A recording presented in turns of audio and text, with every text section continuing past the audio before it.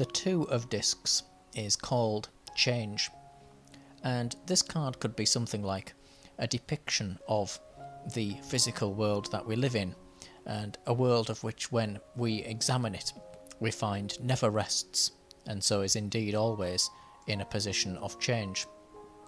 On the Rider-Waite card we can see actually some of the symbols of which we see over on the Thoth, this image of duality and an Ouroboros-like thread of infinity here, being juggled by a character of which resembles in some way the Fool, hereby suggesting that we are on a journey to understand the universe. And we can see a sea in the background with its ups and downs, and so we're on a journey through all the good points and bad points and nights and days of life and the universe in order to come to understand it. And so that's why we see on the Tree of Life here that we're in Shokmar, wisdom, and it's Shokmar in the world of Isaiah, the world of the manifested world. So if we think about this like being the Lord of the earth, somebody of whom wants to survey his kingdom and come to understand every single bit of it, it's a coming into understanding of where we live, an understanding of how this place actually works. What is it that keeps it going, so to speak? Astrologically, it's Jupiter in Capricorn. This is quite interesting because the expansion of Jupiter is constrained by Capricorn, and so people that have this sign astrologically are usually very practical, and they're really good organisers in making things work, perhaps in business, for example, and that type of thing. And so really it's saying that when we come to understand that universe, we'll be able to organise all the things in the universe to make them work, to create good, perfected, physical things around us, homes and wealth and things of which make our life easier, or things of which are beautiful that we want to keep with us in the world, and just make our stay upon this plane more pleasant. Perhaps the most strong symbol on this card is the yin and yangs. So we have a lot of duality in the card. The card is extremely balanced. Everything in this card shows balance and shows essentially an equal and opposite reaction. We're going to come back to that. So we have these two yin and yang symbols, which of course means a dark side and light side, yin and yang. It's a complete and perfect duality, totally balanced with themselves, and so the top disc looks like it may be rotating towards the left, and the bottom disc is rotating towards the right. So you could think of that as a masculine and feminine force, and there is a depiction of that in these. And even the brain hemispheres, even simply night and day, or the passage of the year and the seasons of which come through it. So the actual yin and yangs are coloured, showing that the yellow colour on there is what you might call electric force, and the darker colours are magnetic force. And so these are force and form. So we put out a deliberate intention, and we put to work our actions to mould those atoms and molecules and electrons and things into those physical shapes around us. And the results of these things of which we make are always in direct correlation, so harmony, with the energy, the passion, the action of which is put into them. So it's a little bit like one of those Newton's cradle devices. If I let one ball go, one ball will bounce, and similarly if I let 2 or 3 balls go, then 2 or 3 balls would bounce. The ball being let go is the energy being put into it, and that energy is in direct correlation with the result springing forth there into the world. We can also see with this yin and yang that electric force could be the masculine force, so that's the yellow colour, and the darker force, which is the magnetic force, would be the feminine force, of course returning us to the moon, and of course that movement of tides and that movement of seasons. And so you can see that we're actually starting to understand how the universe works. This is what they mean by as above so below. To understand one is to understand the other, and what is true for the microcosm is also true for the macrocosm, and vice versa. We can also see very small, difficult to see in the card, in the eyes of these yin and yang images are the four elements of which make up that physical world. And so in the upper disc we can see fire and water. So that's an active and a passive energy coming together in complete harmony there.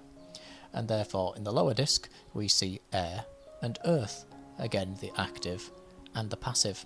And so there we see that everything in the universe is in complete harmony, and all of those, the growth of the seasons and the dying away of the season, and the summer and the winter, and everything's totally harmonious. You can't just wake up one morning and the seasons aren't changing. We know that the sun is going to rise again the next day, no matter how dark the night. And around these symbols of perfect harmony is this serpent image central to the card. And this serpent, firstly, represents something of that wisdom of Shokmar that we saw, so that coming into understanding of how the universe works. It can represent this as well, like simply that serpent we see in the Eden story, suggesting that to taste of this fruit, to come into an understanding of the universe, means you will become wise, and like God you shall know of good and evil. So you will know that there will be a winter, whether that's in ourselves or in the world around us, where things die away and it's cold and you can't grow the crops, and there shall be a summer, where it's all bright and wonderful, and it's a cycle of darkness and light, like we see with yin and yang. We are understanding good and evil. The serpent is also in the shape of Ouroboros. It's consuming its own tail.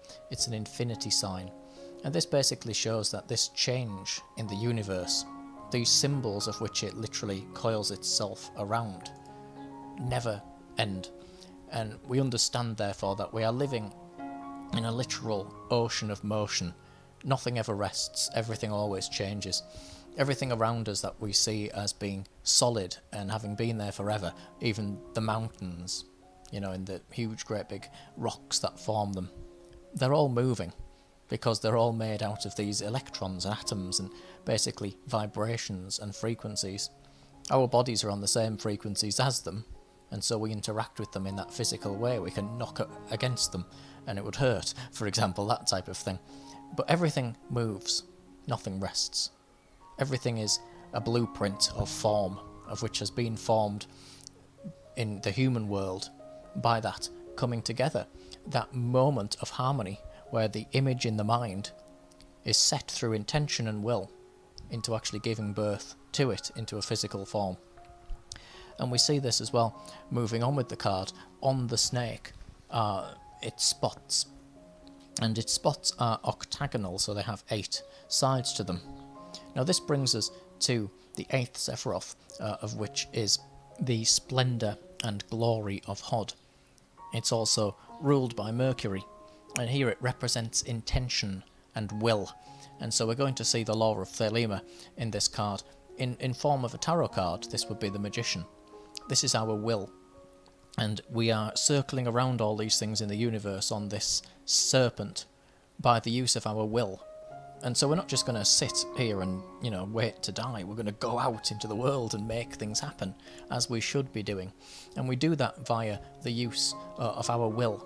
Do as thou wilt shall be the whole of the law. You are the end result of these wills and intentions. And so just as we've come to understand good and evil, or understand that there are a constant ocean of motion, there's an up and a down in everything. And the key here is that we are free with our will to accept or reject anything that comes our way. And so, when we watch the news and it's telling us fear, hate, death, disease, we can just reject that. When it tells us that, the economy's in a bad state and nobody's going to make any money, are you going to accept that and make that your reality? Or are you going to reject that and make your business successful via the process of your own intention, your own will, by putting a step forward and actually making things happen? You can accept or reject anything that comes into your world. This is your free will. And yet, you may feel drawn, of course, to certain ways of being, certain things of which mean more to you than others. There are certain things which are just not right for one person, there might be for another. And so we see on the serpent here, to represent this, the crown of which it is wearing. And this crown has 7 points upon it. This brings us to the 7th Sephiroth on the tree of life, of which is Netzach. And this is ruled by Venus, which is love. And so this is showing that we will find things in this constantly changing universe, of which mean a great deal to us, things of which we love. Can be another person, can be a physical thing around us, it can be an emotion, just something that grabs us in that heart and we feel drawn towards it. And this is the second part of the law of Thelema. This is love is the law, love under will. And so when we put those two things together, the octagonal spots on the snake and its crown, we have do as thou wilt shall be the whole of the law. Love is the law, love under will. And so we are going out there and using our free will and our intention to make all these things. And yet we also have underpinning that our true will, which is our purpose, for being here, the things of which draw us in a particular way, and that we, part of the whole so-called great work of Hermeticism is to discover your true will. And your true will is formed at its core out of love, which again is not necessarily romantic love or that type of thing. It's something deeper, it's something greater.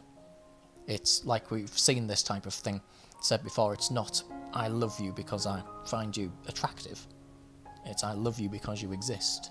I love every single thing about you. And so that's the true will, and that's the crown. That crown could be Kether, that spiritual light of which if it wasn't for, the whole universe wouldn't have been born, and those electrons and atoms wouldn't be here to form things out of in the first place. It could also be what you may discover as God. And so, like we say to the mainstream scientist, they're not going to tell you anything of much value, but they will say energy is just there. And then the mainstream religionist also won't tell you anything of much value, but will say God is. God is just there, was there in the beginning. And they may actually go a little bit further and say God is love. And so there we have that love, that true will, that pure light, pinning all these decisions and all of these ups and downs together. Crowley describes this in the Book of Thoth quite cryptically with the equation of 0 equals 2. This means that the 0 is two opposites coming together so they cancel each other out. So we've moved from harmony in duality into a singularity, a point where everything is in union with itself. And then the 2 is going out into, again, duality. So if you look at that like the endless birth and death and recycling of the year, and even of entire planets, entire galaxies and entire epochs in time, of which come into being and go back into themselves and come back into being. Essentially, it's the interconnectedness of the all that is, of which brings us back to everything that we've been saying there yet again. And so to draw the card is all about that. It's showing that you can do these things, you can put your will into action, put everything into order around you. That life is going to have constant change. Your business will come in peaks and troughs, and this is just the natural way of the world. And yet it is within your power of acceptance and rejection of the things around you to make things happen, to put things into a certain direction, and then allow them to happen. And it's when we allow that and we accept that motion of change, of which underpins everything, that we ourselves come into harmony with it, and we allow it to come in its own way and its own time into the world until we can have it and hold it in our hands.